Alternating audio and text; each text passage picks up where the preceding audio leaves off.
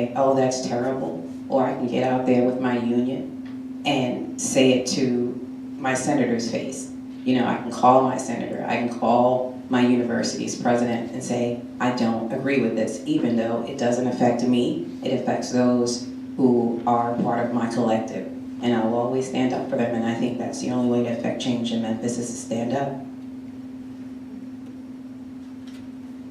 I sit on several panels with Wendi, and I'm always enamored by her conspicuous reservations to offer up her brilliance. I know she's gonna warm up in a second, but I was trying to wait for her to go.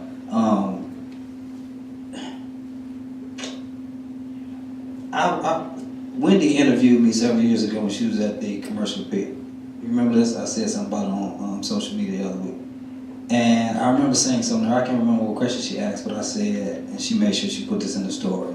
If you ever want to maximize your social justice initiatives, you have to have policy support. You need progressive policy. So a lot of the reasons that we even have to do collective actions and public demonstrations and protests is because the policies that are on the books now are so regressive and oppressive that the only way you're going to get any type of improvement is if you disrupt and disturb the status quo. I was at the University of Memphis earlier for a program where we were all asked, well, the people who were on the program were asked to read different excerpts of Dr. King's work. And I read an excerpt from the letter to the Birmingham jail. How many of you have ever read that in its entirety? It's about 20 plus pages. Okay, so if you have not, like, it will bless your life to read it all the way through, and you can send me a tithe to 3890 Mill Branch. But he says in there that, you know, because people were asking him why direct action. And he was saying in part because they would say, why not negotiate? And he was saying the purpose of direct action is to force negotiation. Negotiation around what? These regressive and oppressive policies that are in place. So you have to, at some level, engage elected officials. And I have been, I don't know why this has happened really, because I never intended for it to happen, but I've been fortunate to do the type of activism and the type of public proclamation that has garnered the respect of many of my elected officials. So we do demonstrate and agitate and protest. We write and we petition and all of that. We also try our best to engage directly with our elected officials so that we could push them into the progressive arena a little bit more, because most of the elected officials in Memphis, Shelby County, and Tennessee, whether they be Democrat or Republican, are far from progressive. Okay, so we got a question I think you'll really like. So with it being the 50th anniversary of MLK's assassination, what has changed in the past 50 years in Memphis, positive and negative, and what do you see as Memphis's setbacks and successes towards a more economically just city?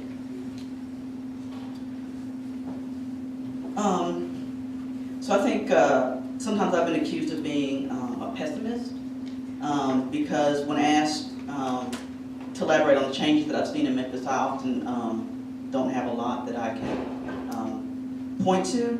So I think there obviously have been measurable changes in Memphis, but I don't think that it's on the systemic level that Dr. King would have wanted. Malcolm X has a quote, and I'm going to paraphrase, I'm not going to get it exactly right, but he says, if you stuck a knife in my back 6 inches, 9 inches, and you pull it out 6 inches, is that progress? Right? And so I think often when we talk about the progress that Memphis has made, there are different measures.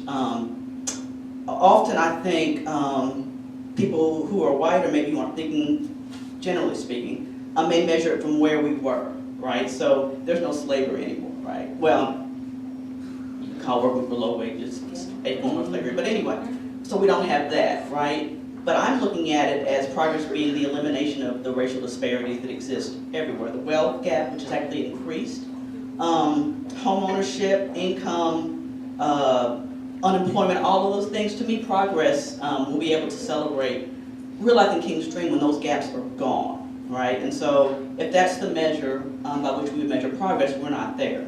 Now, we have way more black elected officials than we did when King was in Memphis. Half the city council, half the county commission, two elected black mayors since '68. But there's a saying that I've heard, and I think it rings true to me, that in Memphis, black people are in charge and white people are in control. And why I say that is if you look at who controls the money in Memphis, if you were to take the, and I've done this, if you take the, all the publicly traded companies in Memphis and you were to look at who their CEOs are, it does not look like Memphis, right? Which is 63% black. And I'll end with this. There's a quote from King. He says, if a city is 30% black, you should expect companies in that city to have 30% of their employees be black and not just in menial areas. Okay, so that's what King says. So if you were to apply that measure to Memphis, which is 63% black according to 2010 census numbers, and probably a little more than that, then what would that look like, right? So if you took Rhodes faculty, I'll just pick them out because we're here, right? And you would align them up and say, are 63% of them black? Okay, so not 63%. Let's go to Shelby County, 54% black. Okay, so you go to Shelby County, are 54% of Rhodes professors black. Okay, so that may be too high. So let's go to the metro area, okay? It'll be 48% black, right? Okay, so we can't do that. Let's just go to the United States, 13% black.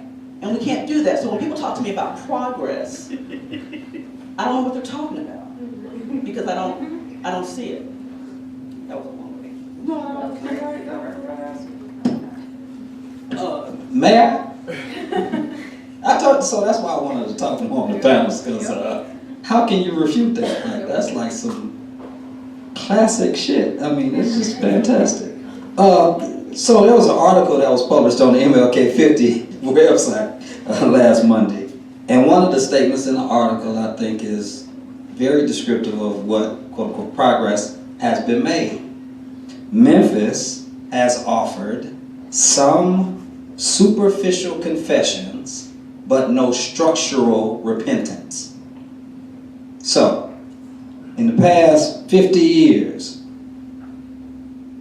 with all of the conversation that we had about King and the progress that we should be making or have made, Memphis right now, according to the Poverty Fact Sheets 2017 update, reclaimed the unfortunate top spot as the poorest metropolitan statistical area in the nation overall and in child poverty. How you like that for progress? I said 50 years later, much of what King died fighting against in Memphis still remains, sometimes in nuanced iterations and other times in plain sight. Racism is still institutionalized, case in point what Sister Wendi just said. Workers are still being exploited. Government continues to push against the will of the majority of its citizens and also aggressively usurp, minimize, or erase the contributions of grassroots leadership and organizations. From an economic standpoint, advances in Memphis, especially for black people over the past 50 years, has been abysmal.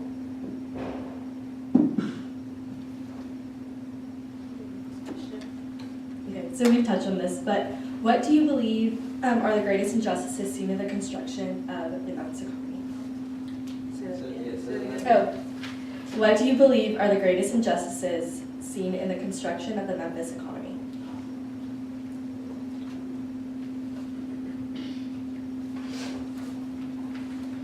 Again, it's the income inequality, where you have at the higher education level, you have workers making $11, $10, $9 an hour, and by workers I mean adjuncts and physical plant workers. And then on the other hand, you have, for example, the new dean of the communications department, Communications College at University of Memphis is making $200,000. And also that, of course, we know comes with travel budget, and it comes with an expense budget, and it comes with a relocation budget because she came from London. They didn't promote within, they decided to find someone else. So when you look at that, and you look at all of the deans making over $200,000 at Memphis, but we can't even get income equality even at the staff level, where you have some people who are classified as business officers and some who are classified as admins, but they all do the same work, but they're not all the same color. The business officers are white and the admins are black. And, until we start seeing just parity, even in classifications, I can't see how the income structure is ever going to get any better here in Memphis. So one of the things that we deal with is we have a Workers Center. And through our Workers Center, we not only educate workers, but historically we have helped workers regain wages that have been lost in the workplace. Okay? So we consider that wage theft. Wage theft is when you do work and you don't get paid for it. Or you do work and you just get paid some. Okay? So imagine going and agreeing to work at someone's house and paint their kitchen, right? Person's gonna say, okay, Pastor Earle, you say you're gonna pay me $250 to paint your kitchen blue. You know, okay, I'm gonna do that. I'm gonna spend a day and a half painting his kitchen blue. And then comes down, kitchen's painted blue, it's beautiful, and then he goes, okay, get out. You go, but we had an agreement. You were gonna pay me. What the reality happens in a lot of those cases, especially if it is a person of color, an immigrant. I don't know how many times I've heard an immigrant come to our office and have experienced something like this, and I said, what happened? And they go, they threatened to call the police on me. They said I was trespassing. I'm like, you did work for them. You're owed these wages. But when ordinances have been tried to put in place here locally to try to prevent that, to put things in systems so that people don't have that as an issue, so there is some level of protection from wage theft. Whether they be an immigrant, whether they be a person of color, whether they be a woman, any worker, you do the work, you get paid, then those have not been able to get done because we've had so much pushback, right? If you really want to look at working conditions, right, we have to talk about that in economic justice. If someone is supposed to do work where they have to have steel-toed shoes, they have to have a hat, they have to have tools, and you're just coming on a job site and you don't have money, then you can't work on that. But yet your employer demands it based on the job, right? If you are working in cleaning, you should have gloves, you should have masks, right? But if you should have safety protocols put in place should you get injured. And those are not put in place, so how is that fair to the worker? The worker is now having to take that expense. They're getting paid minimum wage at best. You'd be amazed how many stories I hear about people getting paid $3 and $4 an hour today in Memphis. And they think that they can get away with it. Right? Is that justice? Is that economic justice that that person is now having to pay Baptist $1,000 for an injury that occurred on their job site because that employer refuses to do that? We have some of these employees working for big companies. There are women in Memphis today making food and packaging food in warehouses on Jackson Avenue for one of the biggest companies in the country. And they're paid $5 an hour. They are told if they are injured, one of their husbands has to pick them up, and they're not allowed to say when they get there that it's a work injury.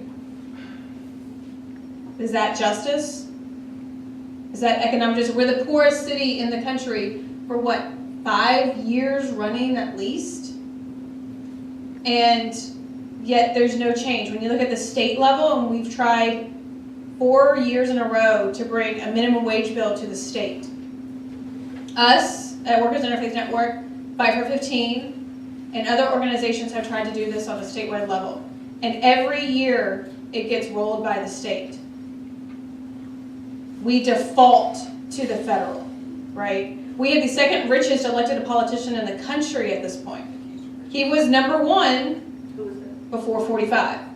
And I think he's richer than I think his investments are public. It's Bill Haslam. Bill Haslam out of Knoxville, Tennessee. His owns Pilot, Flying J, his brother owned